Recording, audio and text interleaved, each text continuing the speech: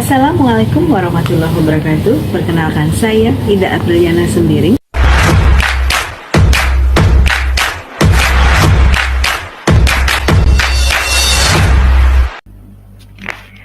Assalamualaikum warahmatullahi wabarakatuh. Jumpa lagi kita dalam kuliah hukum adat, dan hari ini kita akan membahas tentang peradilan adat.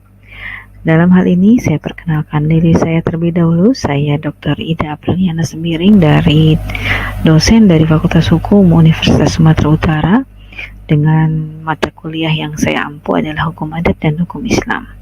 Nah, saudara-saudara, kita mau tahu dulu apa sih sebenarnya peradilan adat. Jadi peradilan adat itu adalah suatu proses dalam menyelesaikan suatu konflik.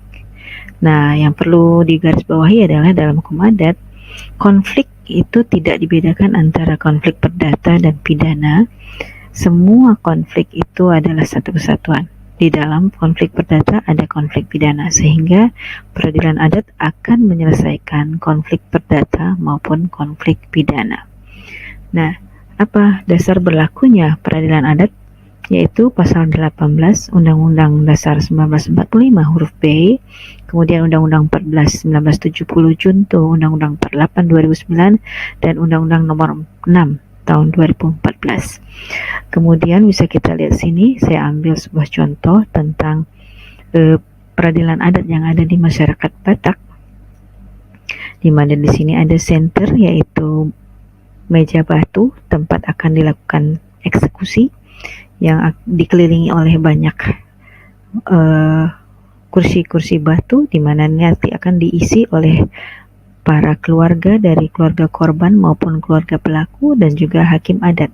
Serta di bangunan ini nanti akan duduk seorang raja yang akan memperhatikan proses peradilan adat dan akan menerima laporan dari hakim adat tentang proses penyelesaian sengketa. Nah, kemudian selain itu saya juga di sini menampilkan bagan alur pengaduan yang saya ambil di sini dari masyarakat suku Sasak, di mana pelanggaran adat oleh seorang masyarakat itu akan diadukan. Kemudian nanti akan ada pemanggilan oleh para sepuh adat, kemudian dilakukan musyawarah. Jika selesai, maka musyawarah itu diakhiri dengan mufakat dan selesai, atau jika tidak selesai maka dia akan berlanjut ke proses selanjutnya. Nah, kemudian prinsip yang dipegang teguh dalam peradilan adat itu adalah prinsip kearifan lokal. Jadi saudara-saudara, di sini peradilan adat itu tidak akan sama antar daerah. Jadi dia akan bergantung kepada kearifan lokal dari masing-masing daerah.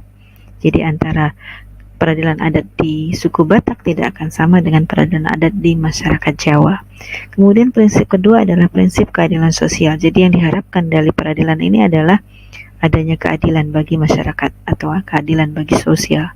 Dan peradilan adat juga diharapkan akan menjunjung tinggi hak asasi manusia.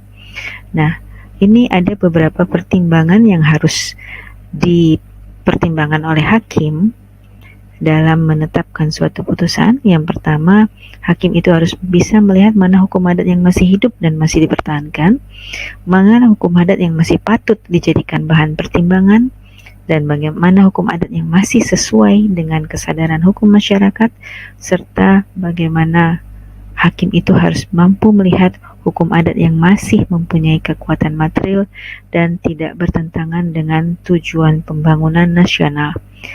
Dan akhirnya hakim itu akan memutuskan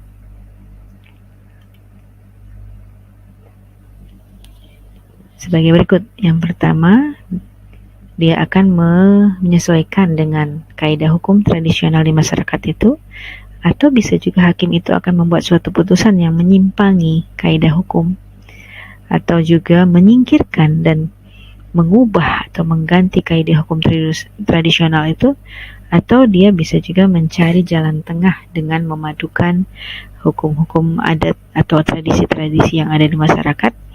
Atau putusan hakim juga boleh menolak jika ada pengaduan karena dianggap kurang bukti. Nah, sekian kuliah kita hari ini. Saya tutup dengan wassalamualaikum warahmatullahi wabarakatuh. Selamat siang.